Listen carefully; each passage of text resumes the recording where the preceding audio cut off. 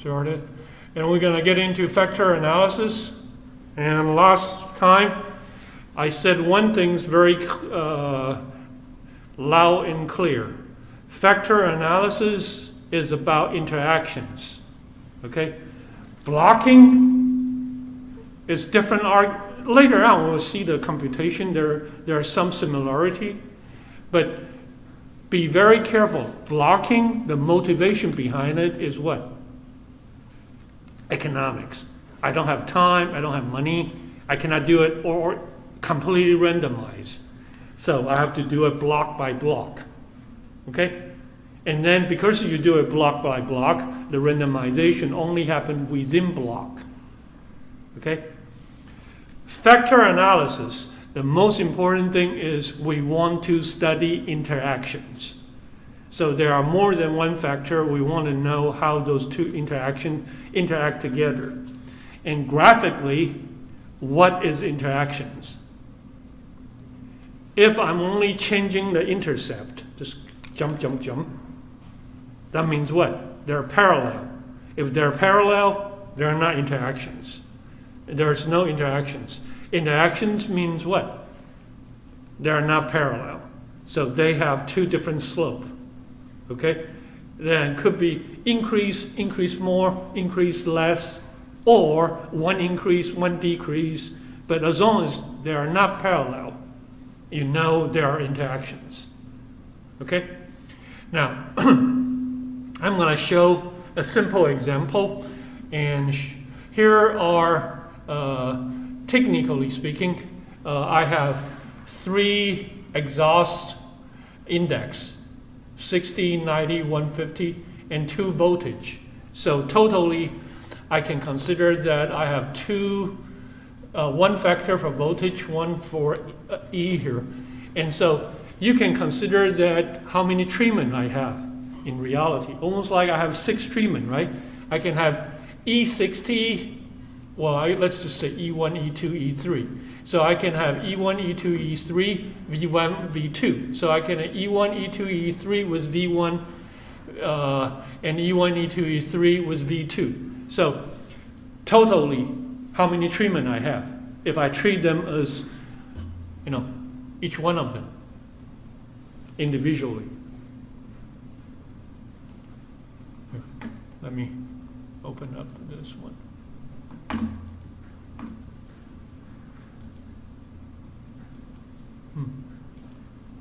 There we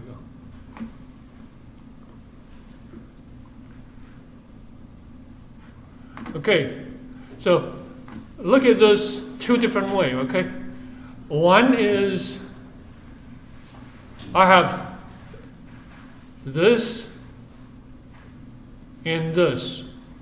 And of course, there's one more inside, vertically. So I can treat them as 3 treatment, right? Only E1, E2, E3, agree? And then you can consider there are 3 subway stations with how many degrees of freedom? 3 minus 1, 2, right? But I can also do it this way. I can treat them as this and this. This is almost like blocking, but except they're not blocking, they're just 2 factor. Okay, so I can have high voltage and low voltage. So if I treat them this way, I have, I can, or if you really want, I can turn them vertically. Okay, Control C. Okay, special transpose. And so I will have treatment 1, 127, treatment 2, 220. So agree with me that you can look at this way and this way, right? But can I also have the combo of them and say that, okay, I can treat them as E1, E2, E3 was V1, and E1, E2, E3 was V2. Can I do it this way? Then how many treatment I have? 6, right? So if I treat them as 6 treatment here, if I treat them as 6 treatment here, so total degrees of freedom will be what? 6 minus 1. So it's 5. So think with me, okay? That is the most detailed way to think about the treatment, agree? So if I treat them this way, it's 6 degrees of freedom, okay? But if, so I'm talking about degrees of freedom here, degrees of freedom here, okay? And should be the other way around. Okay, so I can treat them as 6 degrees of freedom, but I can treat them as 3 degrees of freedom. 2 degrees of freedom. 3 minus 1. Okay, that's 2 degrees of freedom this way. Or I can treat them as 2 minus 1 degrees of freedom this way. So, people, here is the questions. The detail was 6 degrees of freedom. Vertically, 3 minus 1, 2 degrees of freedom. Sideways, 2 minus 1 degrees of freedom. Which way is the right way? Which way is the right way? In reality, they all correct, except, okay, this is the main effect from the voltage. So we can consider that this is the different E exhaust, and this is the effect of the voltage.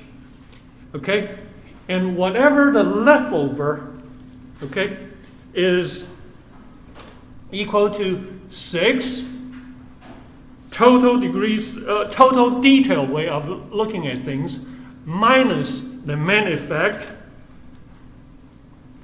either this way or this way.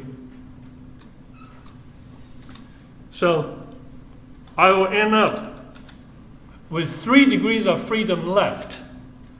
That 3 degrees of freedom is my interactions, E times B. And how to figure that out? Main effect, how many treatment for E I have? 3, right? So 3 minus 1, give me the 2, right? People see that? That's the old deal. Oh.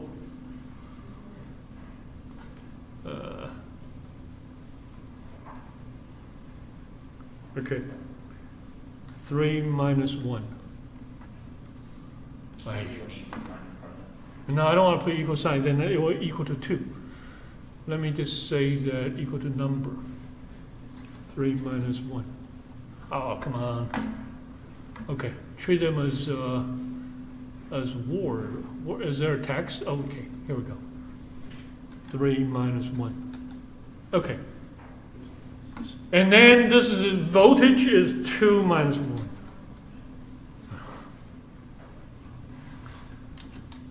Okay? So this is 2 minus 1. And then, can anybody tell me how that interaction can be break down? Of course, I know totally the detailed way. I have 2 observations, 6 treatment, right? Minus the 2, minus 1. I know 3 left to talk about those some square. This, okay, is the tricks. I have the 3 minus 1 interact with a 2 minus 1. Okay? And that will give me the leftover. Okay? So let's do that. Oh, I'm sorry. Here should be 5. It's 6 minus 1. Equal to 5. It's 6 minus 1. Okay? Because I have 6 treatment, 6 minus 1. Okay. So now let's do it manually. So first, people, if I have 2 observation here, Can you figure out the sum of, well, first, the total sum of squares is the variance of this, how many observations I have? 12, right? So can I find the total sum of square? Can you find the total sum of square? Well, one way you can figure that out is what? Just do a variance. Yeah, let me do it here. Right? I just do a variance or standard deviation square. What? You can't see over here. Oh, too far? Again? Okay, sorry. Here? Yeah. So what I'm saying is, first let's, we know that I have 12 observations, right? So, here. First thing first. Total 12 observations, so you have 11 degrees of freedom. Agree? And then the main effect, 3 treatment for E, so 2 degrees of freedom. Agree? And I have 2 voltage, 2 minus 1, 1 degrees of freedom. Agree? And then the error term, I said that is totally, if I treat them as 6 treatments, 6 degrees of freedom, 6 minus 1 is 5 degrees of freedom. But this 5 degrees of freedom in detail, 2 degrees of freedom for E, 1 degrees of freedom for V. So 5 minus 2 minus 1 equal to what? 2. Agree? So first thing first, everybody can see that, hey, don't start another conversation over there. Everybody see this 11 degrees of freedom being partitions. Show fingers if you have questions. Detail totally is 5. Agree? Because I have E1 6. So totally is 5. And 11 minus 5, so I know my error term is 6 degrees of freedom. So far so good, right? The main effects is 3 minus 1 is 2. 2 minus 1 is 1. And whatever left over is 5 minus 2 minus 1 is equal to 2. Or you can consider it this way, is 3 minus 1 times 2 minus 1 equal to 2. Okay? I don't want you to memorize it. I want you to see it. Okay, next, on the variance, okay, I can consider first the totals. What? So I do not understand the 2 degrees of freedom for EXP interaction. You don't know where this is coming from? Yeah. I just explained this when you're talking. Here, one more time. Totally, the detailed way to talk about this is 6 treatment, right? The most detailed way to talk about it is 6 minus 1 is 5 degrees of freedom. Agree? Yeah. So that means that the treatment I can talk about, 5 degrees of freedom. No more than 5. In other words, that I have 6 degrees of freedom left for the error term. End of the story. Now I'm just trying to partition this most detailed way and say this most detailed way can be partitioned into 3 pieces.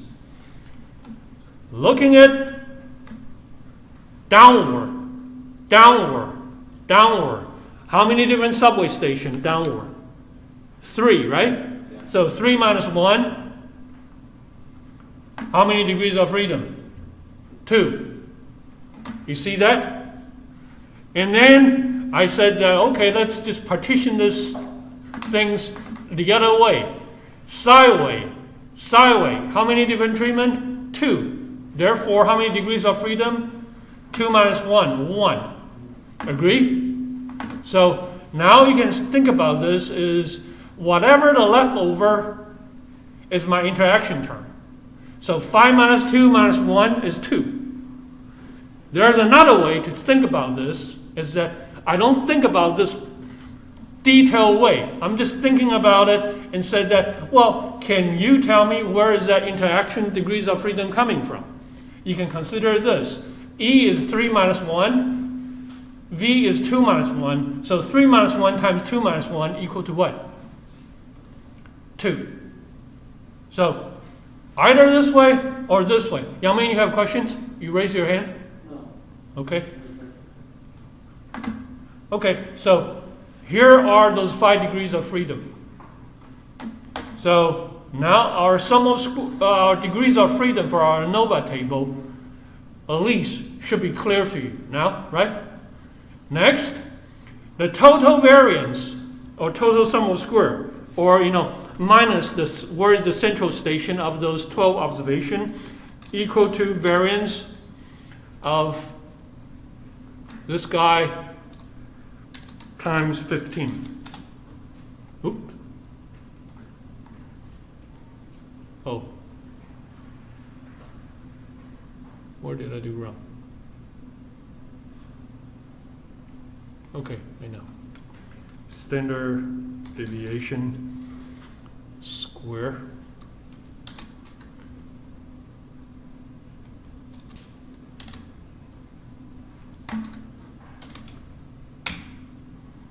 Huh? Isn't how 11? Huh? 1 cut by 11, not 15. Yeah, you have 12 observations, not 16 observations. Oh. Okay. Early sign of Alzheimer. Okay. Who catch me? You did? Yay. Okay. Good job. Okay. So that's the total. Then we can look at it this way. So subway station 1, subway station 2, subway station 3, you can figure out the sum of square of the 3 subway stations. Agree? Okay? And you can figure out the average, and then you can figure out subway station V1, subway station V2. You can have your sum of square that way. Agree? And one way you can do this, okay, as usual, I would like to come up with a cross-check mechanism. I can consider that here are 6 subway stations. Can I figure out the 6 subway station and figure out the sum of square of those 6 subway stations? I can do that, right? Find the average, and then here, see here, if it's 106, 1 is divided by 2 is 53, 1 above 53, 1 below 53, and then you do the square, you'll have that one. And then when you have those sum of square together, okay, those are the real sum of square for the treatment. But remember, right now I already used this much for E. Use this much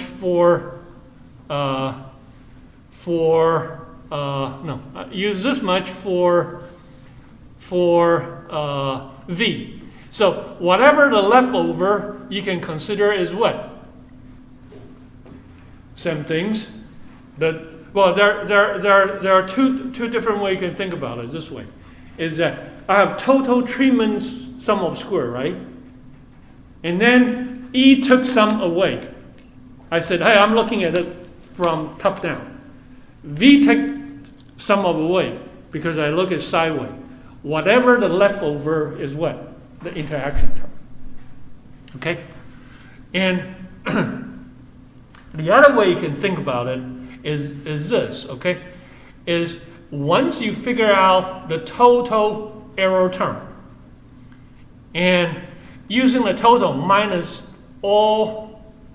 everything in the error term, the error term number changed. So whatever the leftover is your interaction term. Okay, now I want you to spin this in another way to think about it, okay? People, remember when we played with the polynomial, we said that I have the intercept 1, 1, 1, 1, 1, a bunch of 1, okay? And then I said that, now I consider this. I have a x, right? And then I have an x squared. And then I want you to treat the x squared. Okay? I treat this as my x1, and this is my x2. And then so I consider that the polynomial really are just two-dimension extra variable, right? Remember what we did that in polynomial. And of course I can have x3, x4. Okay? So how to look at interactions? You can consider interaction is the following. Okay? Think it through is more important, okay? So I can consider that interactions is like this. I have a dimension, a variable called x1. And then I have a variable called x2. I have an e, I have a v. And then can I have another variable x3? And what is really x3? x3 is not really x3. x3 really is x1, x2 times x2. You guys follow me? When we did a polynomial, I said polynomial is fake. There's no such thing as polynomial. They are just linear regression. Just treat, if I have x3, I said, I have an x cubed. But don't think that they're actually an x cubed. The x cubed is fake. Really, we just treat them as another variable, x3. Now we're just saying that, I have a variable called e. I have a variable I call v. Okay? So this is our two dimensions. So what is my interaction x1 times x2? E times v, right? So e times v, you just treat it as what? Another dimension. You guys follow me? So whenever you treat them as another dimension, okay, the entire world about any complex phenomenon, we just saying that, you have more to talk about, then I'll just add another dimension, Okay? So what is the price you pay for adding another dimension? Take away some of the degrees of freedom. From the error. Yeah. So sooner or later, can you be very generous? And so every time, here's the part that you're gonna hate your colleagues when you work in the real world. Is this, okay? You give a nice presentation. We're gonna evaluate this, and then at the end, he just raises his hand, or she just raises her hand and says that, I don't get it. What about this? What about that? And then, of course, your boss said, that's very important, very interesting. We should investigate that. And guess what? That add another dimension and take away, I don't know how many treatment is 4. Treatment is 4 minus 1 will be 3 degrees of freedom. So every time when someone says, what about this? What about that? It's extra time, extra money, extra something. So your job is to immediately talk about, sure, we can investigate that, but how much is that going to cost us? And then at the end is, do you think we can solve the world hunger, evaluate everything? Never. So what is really important? Priority, right? So you just say that, hey boss, how much time, how much money you give me? With this much time, this much something, what should we investigate? And remember, whenever you start talking about that, greedy egoism coming in. Okay? So this spreadsheet, really at the end, you still have the same f-test, yardsticks, p-value, everything's just like before. Except I'm just introducing this concept of how to calculate that interaction term. Okay, if you agree with that, the general picture, now we're going back to basic. What I'm going to do is actually try to say that, okay, let's just have two factor. and then 3 factor. If we can get those basic things visualized step by step, then everything we try to evaluate and just add on to those things. So in other words, I'm showing you that this is where we're going, but I'm going to more emphasize on how to build a Lego block. Because if you know how to build a Lego block, you just use the Lego block, piece them together for different stuff. Okay. So here are the Lego blocks we're going to do today. Okay. We're going to do a very simple one.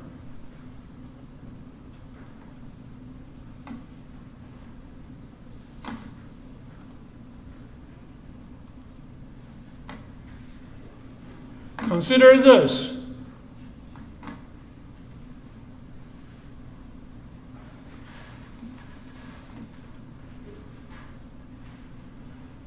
I have A effect and B effect. Okay? So now we're going to using this view. People, your last lecture, I talked about when we do stuff, we can use 0 and 1. But for response surface or generally, we want to use -1 and +1. So now consider this, okay? I have an A effect, and an A effect is low and high. So let's just say low is -1, high is +1. So,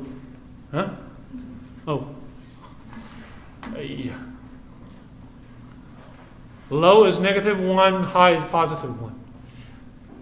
Yeah, it's not for you, okay, it's for myself. Okay, B effect. If here is low, high, then B effect should be what? Low, low, high, high. Why? Because if I do it this way, totally, would you agree with me? There are 4 different possible way of treatment. Low, low, low, high, low, high. Agree? Agree? So you can consider this. I have 4 let me I think I have my lecture note with me. PowerPoint. Where is the PowerPoint? Here we go.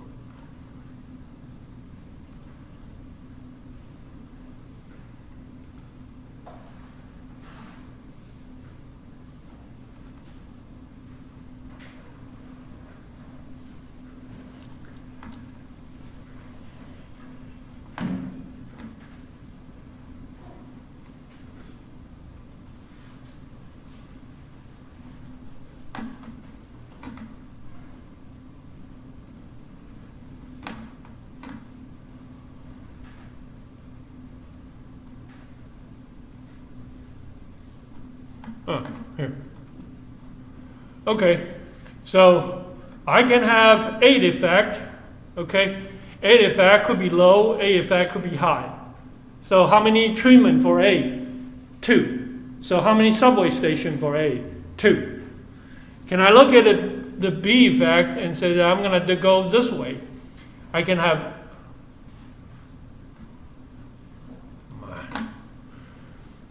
the same thing, low and high. Look at the subway station this way. So either look at the world vertically or look at the world sideways. Agree? So now, how many degrees of freedom for main effect A? How many degrees of freedom in ANOVA for main effect A?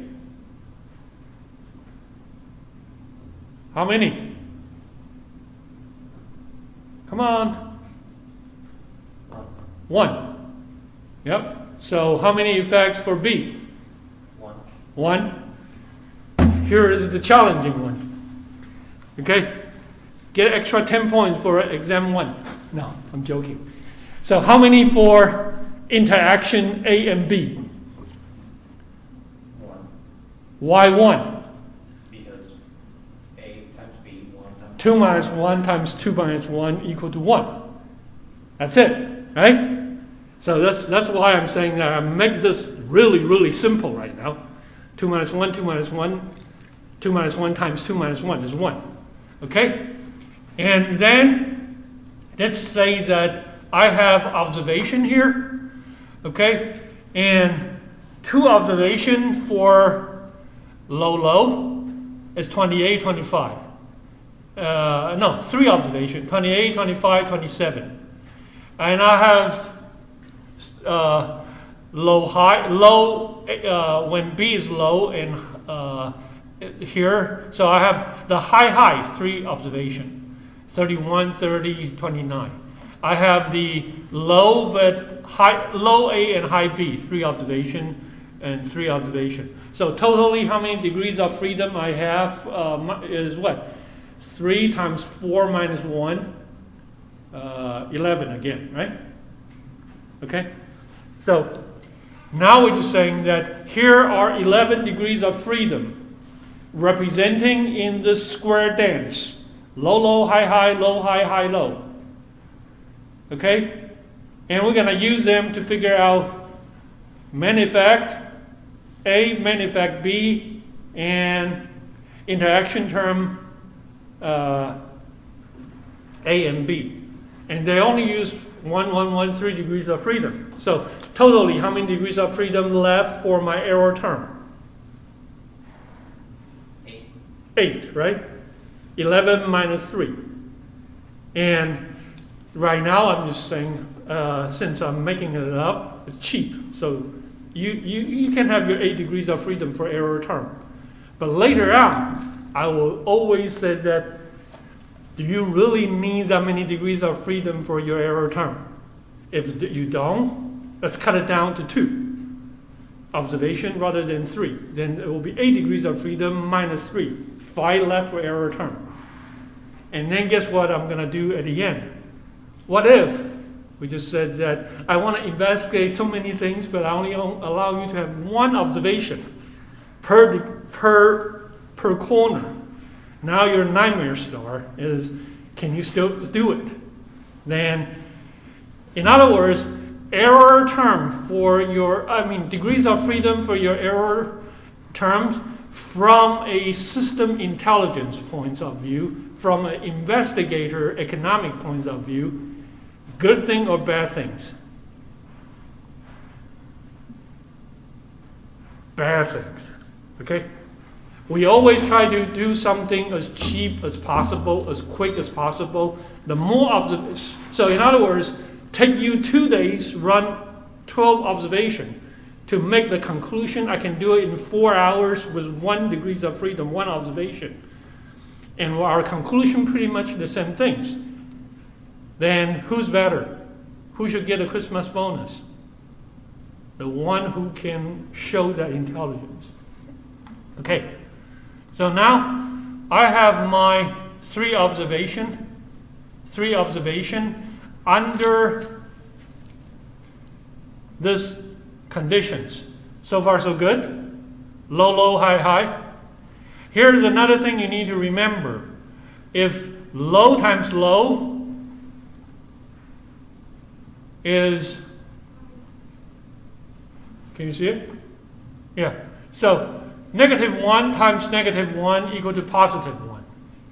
And the positive, and then +1 times +1 is +1.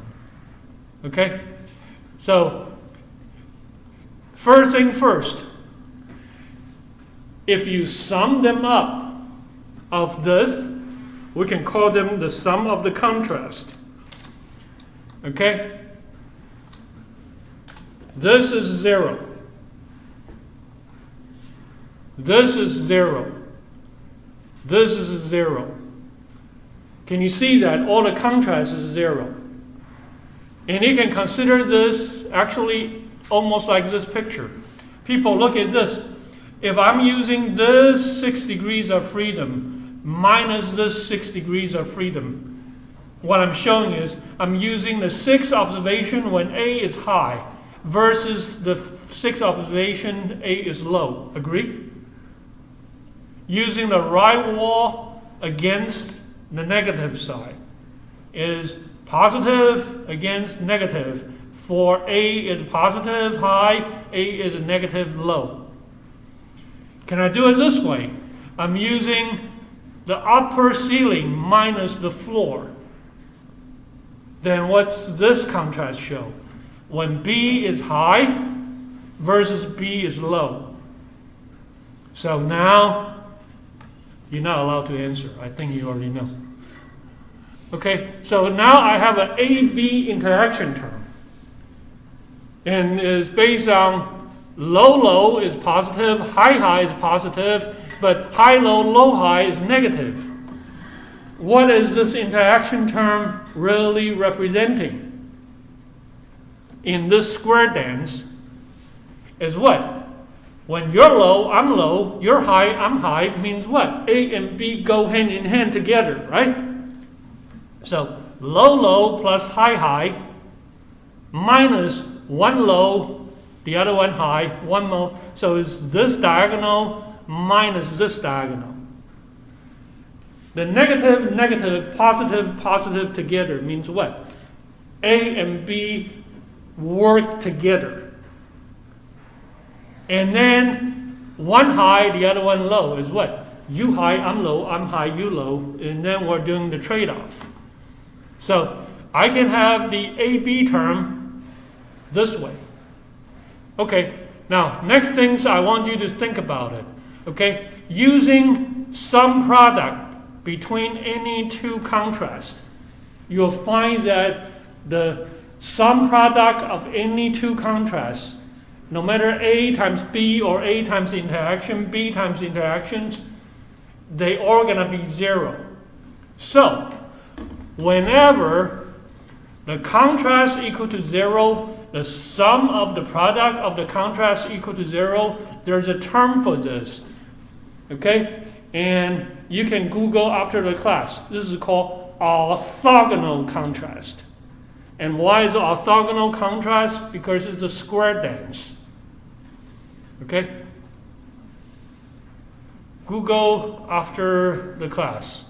But orthogonal contrast in your short note is the sum of the contrast equal to 0, the sum product of the contrasts equal to 0. Okay, so far so good. I explained the contrast. And as usual, we should have one intercept row create. Last things, okay? This is kind of convention for 99% of experimental design books. They will call the treatment when A is high, it's called A. When B is high, only B is high, it's called B. It's small letter B. When both A and B are high, it's called A times B. And then when both A and B are low, since I don't have the expressions, some people use 0, 0. But in this class, we use Montgomery's notation. We'll put a parentheses 1. Means this is my baseline low, low. So the notation here is 1 for low, low. A for A is high, B and AB. Okay? Later on, we'll have C effect. Then you will see the same thing. Only A is high. Only B and B is high. Only C is high. And AB, it means A and B high, C is low. AC means AC high, B is low. And when everything's high, will be what? A times B times C. So the notation here is the notation for observation using small letter. Okay? So, everybody with me? Finally, from A column, from A to here should be given in the exam. Agree? Okay? Now we're going to calculate the total. First is the total. Sum of the three was the same low, low, low.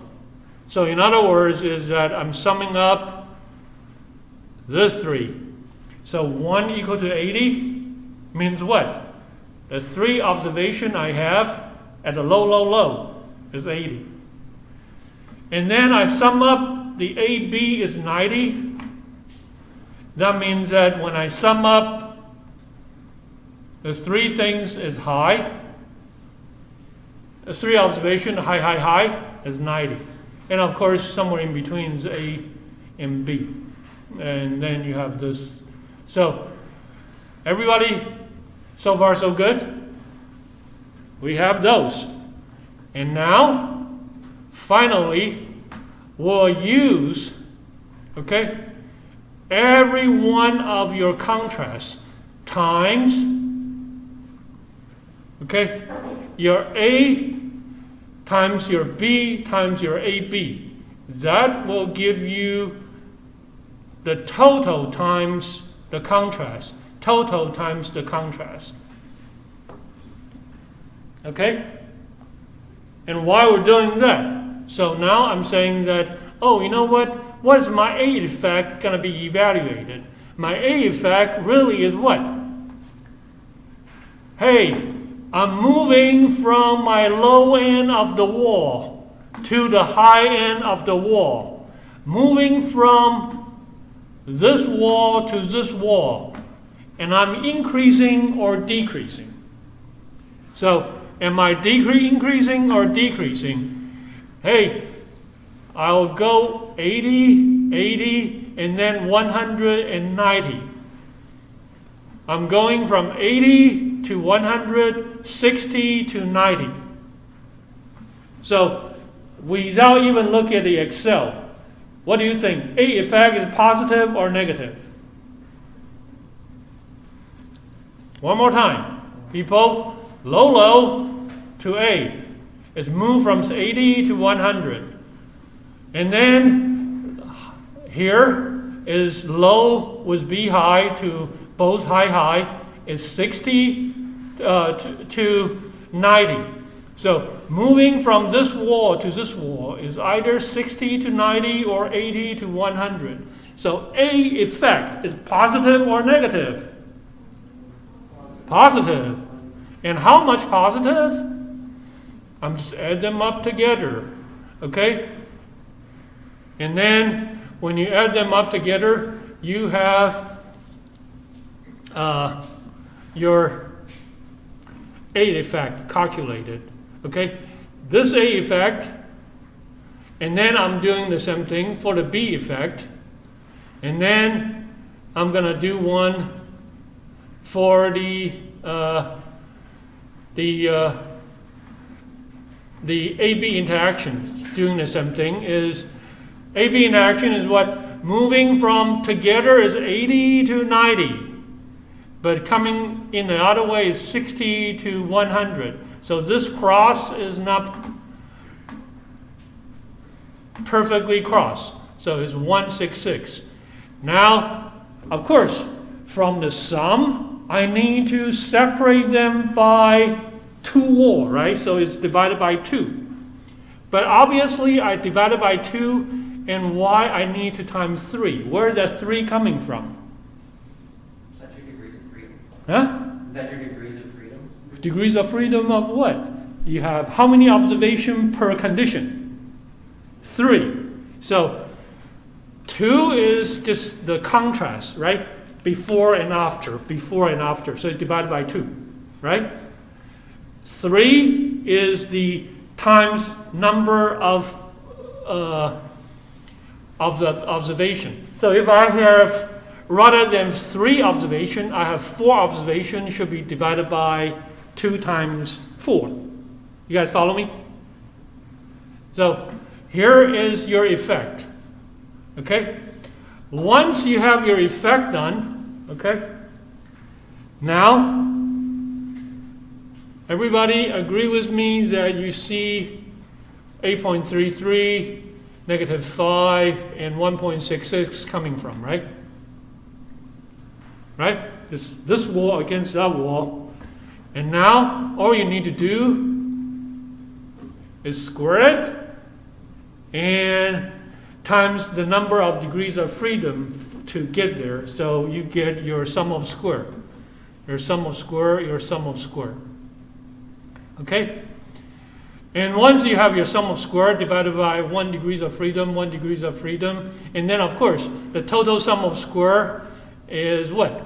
You can use your variance to figure that out, but the leftover is your pure error term. Agree? Here. If these three are my main effect A, well, time on slowly. Everybody figure out how to get my main effect A now, right? Everybody know how I get my main effect B now, how I get my main effect interaction AB now, right?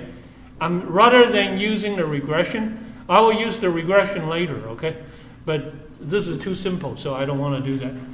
And so I have my sum of square. And you know that your total variance minus that 3 effect, that is your leftover for your error term. Agree? And how many degrees of freedom for the error term? 11 minus 3 is 8, right? So far so good. And here I just have a percentage or have a bar chart, pie chart, showing that A effect, B effect, which one chewed up a lot of sum of square? A, right? And can you also have your F statistics done?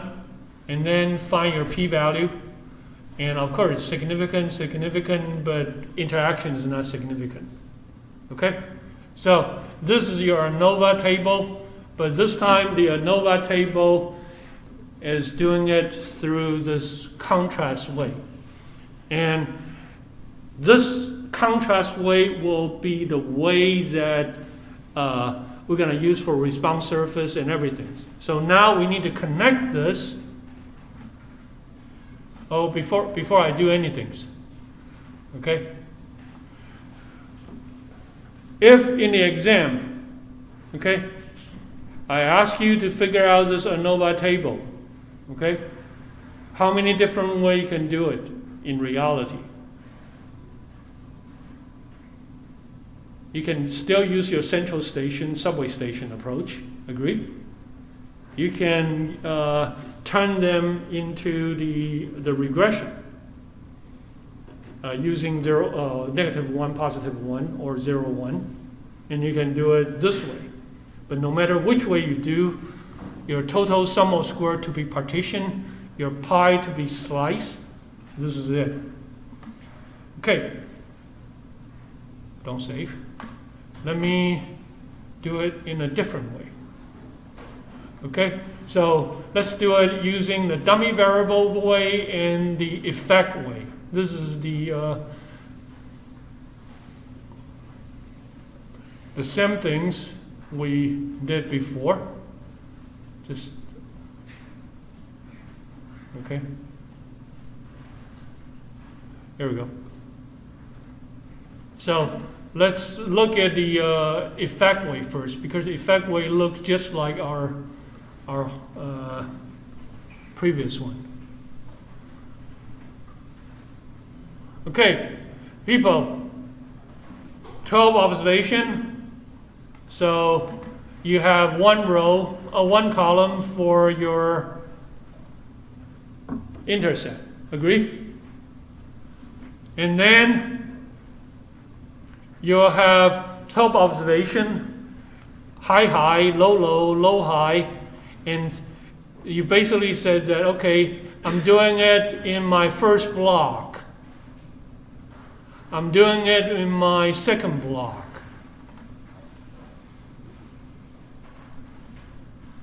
I use different color. I'm doing it in my third block.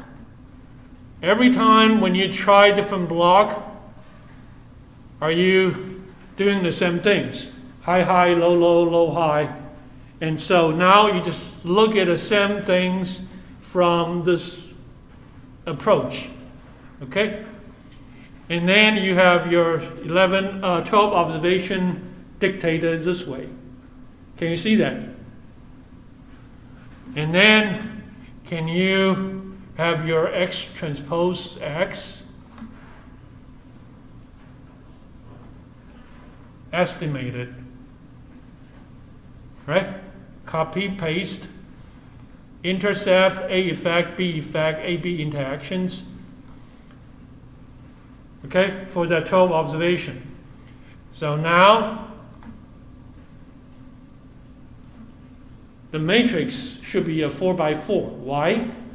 Intercept, A effect, B effect, AB interactions. Next. Okay, what will be the degrees of freedom? Is the first one, 12. And because I'm using a square dance, is what? 4, 4, 4 for A, 4, 4, 4 for B, 4, 4, 4 for AB interaction. So you see, this is gonna be what?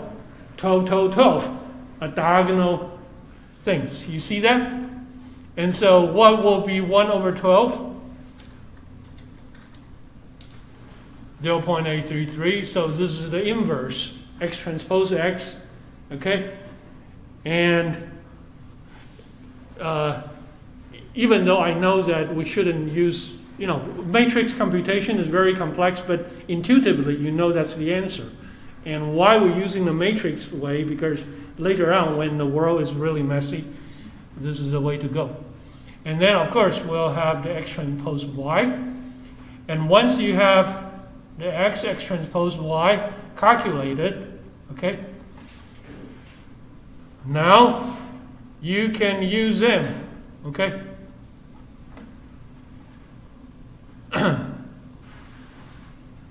To figure out that what is your B0, B1, B2, B3. And B0 is,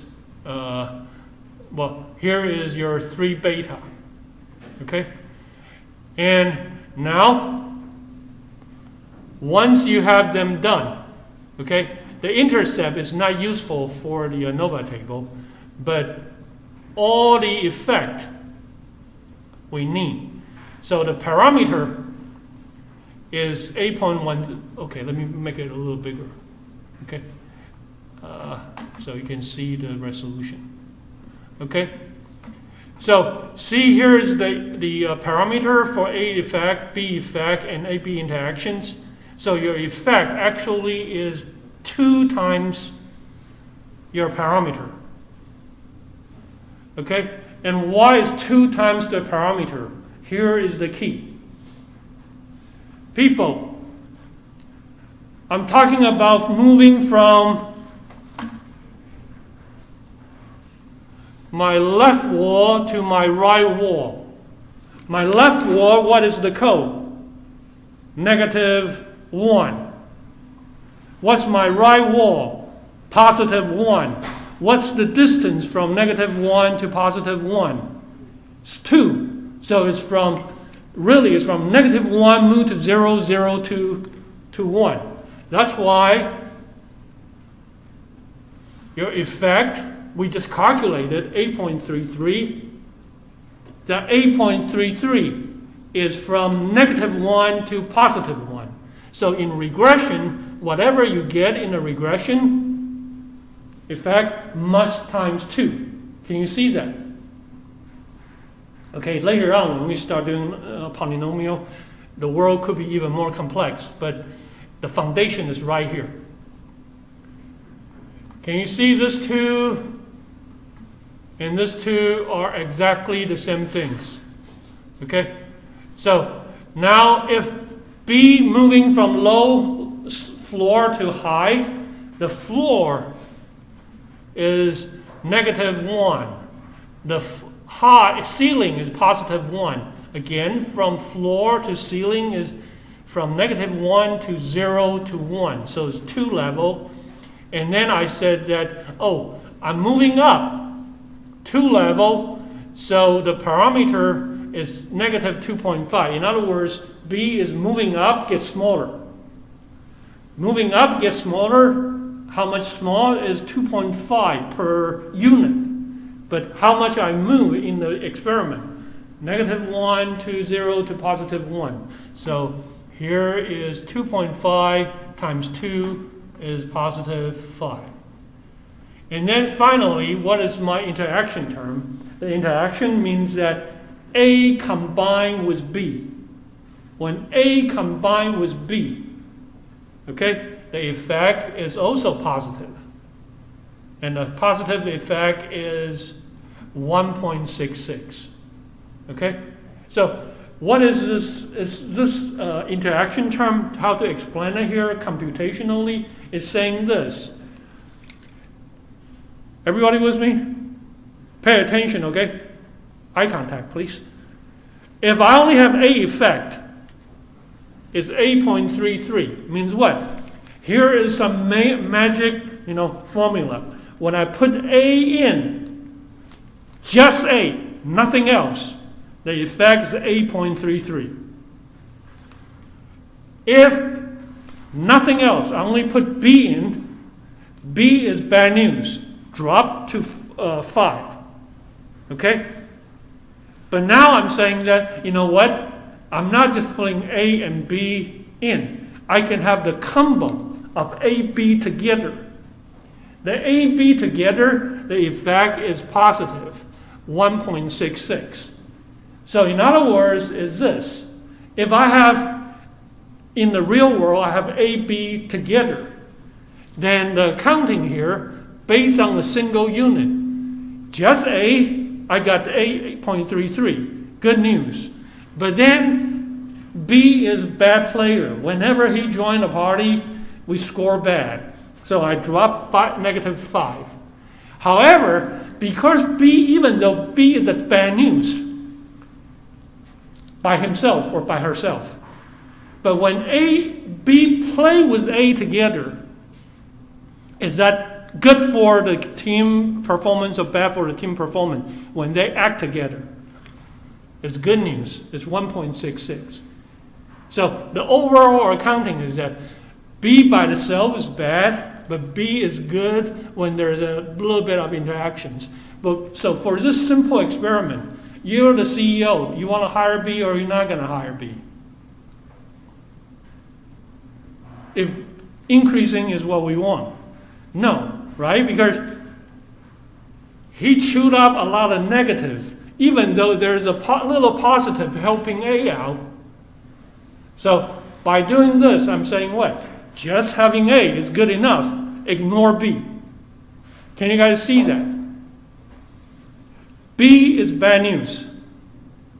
But B could be good news when B play with A. Follow me? Okay? And think it through, okay? Because interaction is very, very confusing in the real world. A lot of time people like to talk about interaction here, interaction there, but at the end, they don't know what they're talking about. Okay? Okay, now finally, now I have my effect done, and then I still can calculate my total. I can calculate my error term. But the error term this time, I can do the same thing, just by using prediction. Predictions minus,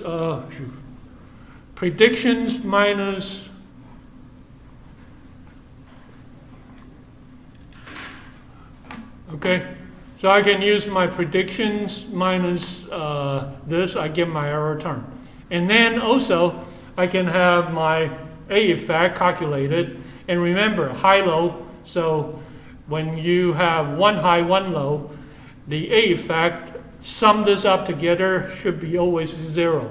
Why? Half of them above A, half A0, half of them on a positive 1, half of them on negative 1. Half of them on positive 1, half of them on negative 1. Half of them on AB positive, half of them on AB negative. So now you can calculate your total model, and this total model can be break them into 3 pieces. Okay, A effect, B effect, AB interaction. The answer will be exactly the same by using the old tricks. Central station, subway station can be used doing that square dance way or using the regression way. Okay? What I'm trying to say to you is that if in the exam, okay, you're doing more than one way and you got different answer, you know you're in trouble. Okay, next.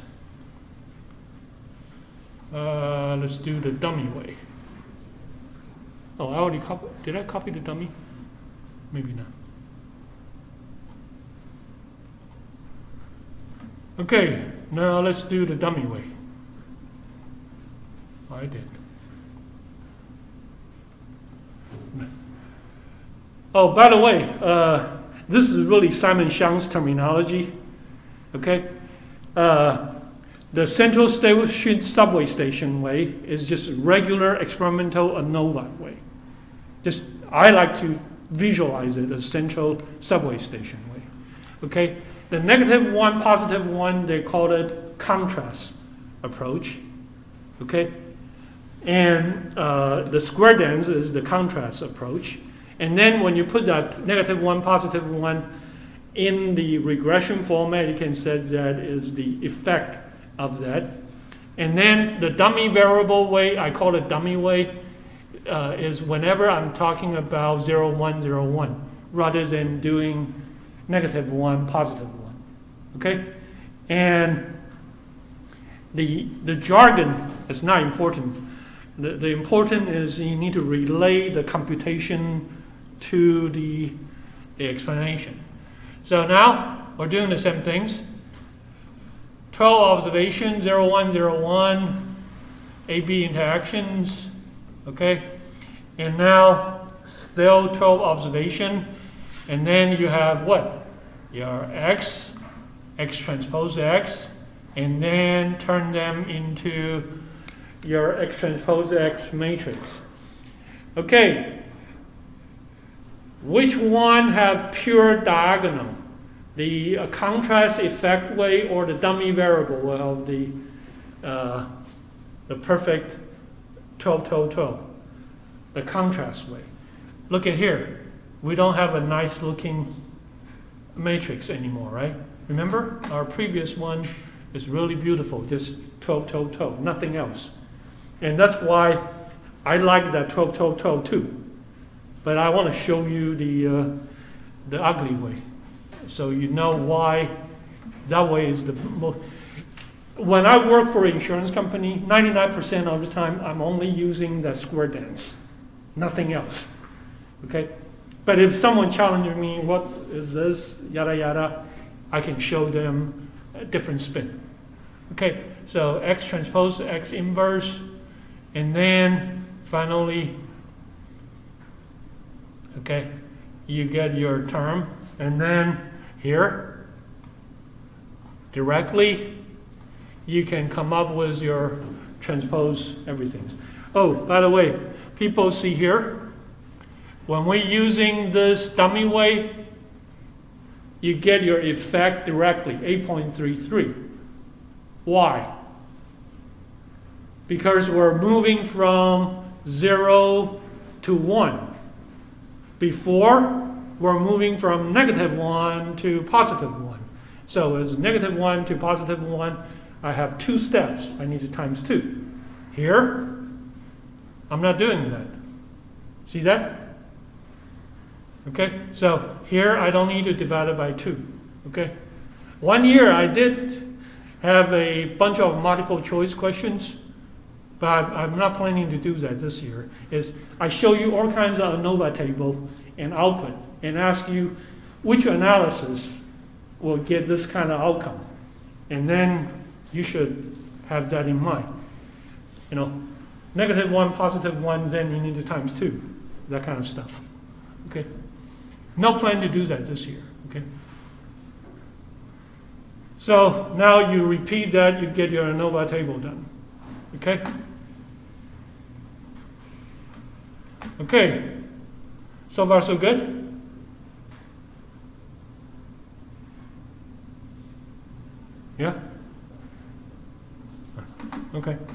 Now let's do it more.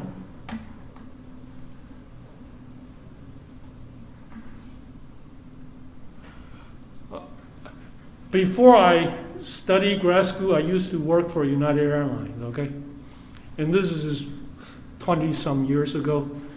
We still fly 747 cross Pacifics, okay? And sometimes when typhoon hit, we have a lot of plane on the ground, and then we need to reshuffle the cargo and everything. And since cross Pacifics, we have a lot of fuel in the tank. So I need to keep the airplane balanced. You guys know that the airplane, no matter takeoff or landing, you need to maintain a trim angle. So in other words, its head's always a little higher than the tail. The center of mass, or your mean value, should be inside the wing, right? And then during the fly, turbulence, whatever, so you need to make sure that your flight plan is good, yada yada. But during the typhoon season, when there's cargo, I'm shuffling stuff here and there, I need to estimate, recalculate the balance, the trim line for every plane, last minute. And this is the old days, we don't have PC. We rely on mainframe. And then when the mainframe is down, a lot of time last minute computations, if you get it wrong, okay, your passenger and your captain going to complain when they landed at San Francisco, because the airplane is going to be like roller coaster because it's not balanced. But you need to keep the balance while the fuel consumption is going on. So what is important is to figure out that how many cargoes in the front, how many cargo in the middle, how many cargo in the back, to keep it right. Okay. So what I'm trying to say is that when you have more, I did those flight plan or the loading a lot of time in my head. Same things. It's like what I'm doing here. I'm using more than one way to do the computation. I have all the cargo from FedEx, UPS, from U.S. Passenger baggage coming down from the passenger. They're coming down this way. I distribute them into different compartments. But no matter what, the total weight of all the payload should remain the same. Would you agree with me? Your cargo is not going to disappear. So whenever you distribute stuff this way or that way, at the end you should have a cross-check mechanism. Is that compartment 1, compartment 2, compartment 3, when I add them up together, according to my loading plan, according to my weight and balance plan, should equal to whatever cargo gave me, passenger gave me. People agree? And then the next thing is that whenever I'm having my trim line or everything's according to, I have some, I have a via plane through Tokyo to San Francisco. So there are things coming in, there are things going out, or the flights from Hong Kong. So I have something already loaded. So no matter I add or subtract, at the end, the total net should equal to my loading plane, should equal to my final plane, right? So here's my excuse why I ask you to calculate things in different way. It's a double check, cross-checking mechanism, okay? And even, this is the old days when we have the low sheet or manifest, a lot of time in the radio, okay? Sure, you use those jargon, 10-4, you roger that. But why a lot of time I'll read the number, the trim line is 4.2, back to the home office. Why I do that? Double check, right? I read to him 4.2, he read back 4.2. Then we know that we both hear and say 4.2 once. So the likelihood we made a mistake is what? Can be reduced. So same things, when you do any computation, a lot of time you will say that, Simon, this is crazy. Why you want to show us so many different ways? One thing is important is that I can just look at Even now, 30 years later, I can look at the weight and balance, and just one look, I say this is out of balance. Why? Because I have that trim in my head. And why is that so important is that if you made a mistakes, okay, during the turbulence, the aircraft could crash. And in your experiment, say you're doing one for a pharmaceutical company, you got one outlier, and you don't know how to detect that. People could get killed that way. So it's important to know how to cross-check your number. Okay, see you next week.